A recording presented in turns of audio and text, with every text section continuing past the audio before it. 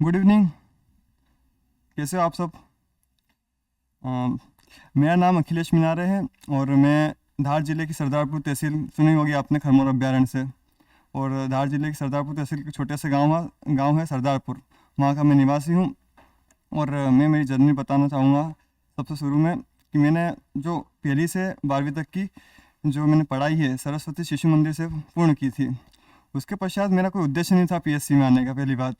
और लगभग मैंने क्या करा था कि मेरे पापा गवर्नमेंट टीचर हैं और उनका, जिसके किसी के पिताजी मतलब डॉक्टर रहते हैं तो वो चाहते हैं कि बच्चा भी डॉक्टर बने। फिर मेरे पिताजी भी टीचर थे तो वो भी चाहते थे कि बेटा भी इसमें जाए। तो उनका पहला प्रयास था कि इसको कैसे भी करके डीएड या बीएड करवा दो और उसके बाद और इस फील्ड में इसको घुसा दो, मतलब वो वर्ग 3 की एग्ज़ाम देगा और प्राइमरी टीचर बन जाएगा और अच्छे से, मतलब क्योंकि उनको ऐसा लगता था कि जो ये प्राइमरी टीचर, बैठ जाते हैं अच्छे से।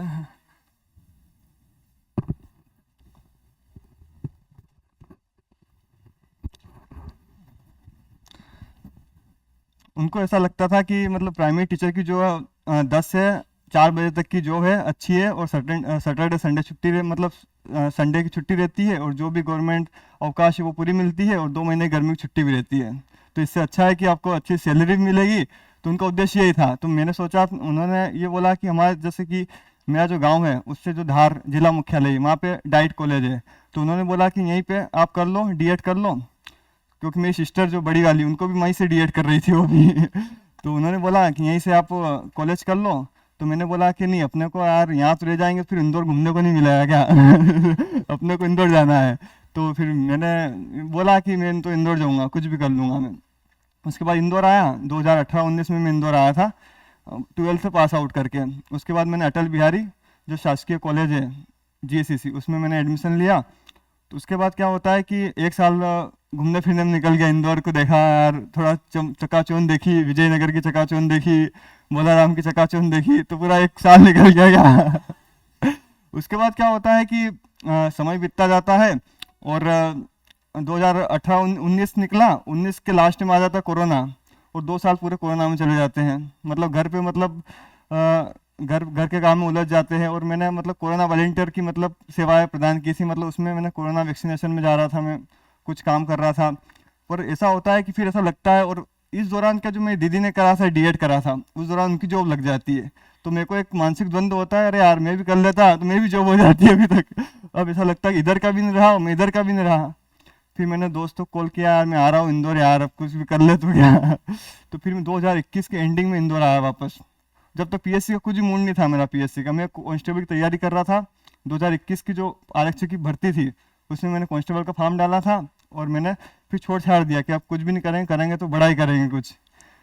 तो फिर मैंने आया 2022 का साल। और 2000, क्योंकि उस टाइम पे क्या हुआ था कि जो पीएससी की एग्ज़ाम थी वो शायद थोड़ी लेट चल रही थी, मतलब 21 की जो हमारी, जो 2022 की जो मेरा पहला प्रयास था, 2022 का पहला अटेम्प्ट था। तो उसमें क्या हुआ, जो एग्ज़ाम थी 2022 की वो प्री मई 2023 में हुई थी। तो ऐसा हुआ कि मेरे को अच्छा टाइम मिल गया। 2022 पूरा मैंने खुद से सेल्फ स्टडी करके नोट्स अच्छे से बनाए पूरे। और 2023 का प्री आया, उसमें 3 महीने अच्छे से, मैंने 3-4 महीने अच्छे से प्री की तैयारी करी, अच्छे से टेस्ट सीरीज ज्वाइन करी। मतलब जो भी, मतलब एक नया अभ्यर्थी करता है उस हिसाब से मैंने 3-4 महीने पूरे प्री को दिए, अच्छे से टेस्ट सीरीज भी लगाई, अच्छे से उसके आंसर मिलाए, जो भी है डिस्कशन किया। मतलब मैं पहला पहला था। आप में कुछ लोग ऐसे भी होंगे जो मतलब मेरे मेरे से बड़े होंगे, क्योंकि मेरा पहला प्रयास है। लगभग मैं 23 साल 24 साल की उम्र है मेरी, ज़्यादा उम्र नहीं है। तो उसके बाद क्या हुआ कि प्री भी निकल गया, प्री भी अच्छे खासे मार्क्स से निकला, प्री निकल गया। फिर उसके बाद मेंस की हमने धीरे धीरे तैयारी करी। तो रोज लिख लिख के इतनी प्रैक्टिस हो गई थी कि मतलब कौन सा भी हमको पेपर दे देंगे हम उसको लिख डालेंगे, भले कैसा भी लिखेंगे, पर नंबर आ जाते थे हमको। तो इस हिसाब से अच्छा चलता गया चलता गया। फिर प्री आई, बीच में फिर मेंस आया, फिर मेंस की भी एग्ज़ाम दी।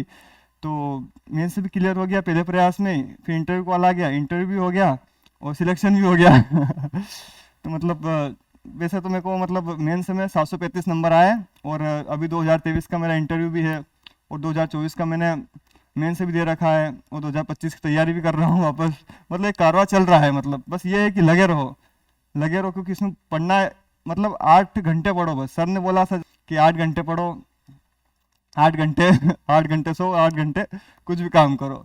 तो यस, यही फॉलो करो और हो जाएगा, आपका सिलेक्शन जरूर होगा। क्योंकि मेरे जैसे जिसका कोई जीवन में कोई उद्देश्य नहीं था कुछ करना है, उसका सिलेक्शन हो गया पहले प्रयास में, तो बहुत बड़ी बात है कि आप जैसे लोगों का हो जाएगा जो सही राह पर है, सर के गाइडेंस में है। सर बताएंगे आपको कि कैसे प्री निकालना, कैसे मेंस निकालना, कैसे इंटरव्यू की स्ट्रेटजी बताना है। तो धीरे धीरे सब होता जाएगा। तो इसलिए लगे रहो और आशा करूँगा कि आप सभी का सिलेक्शन हो जाए। ठीक है।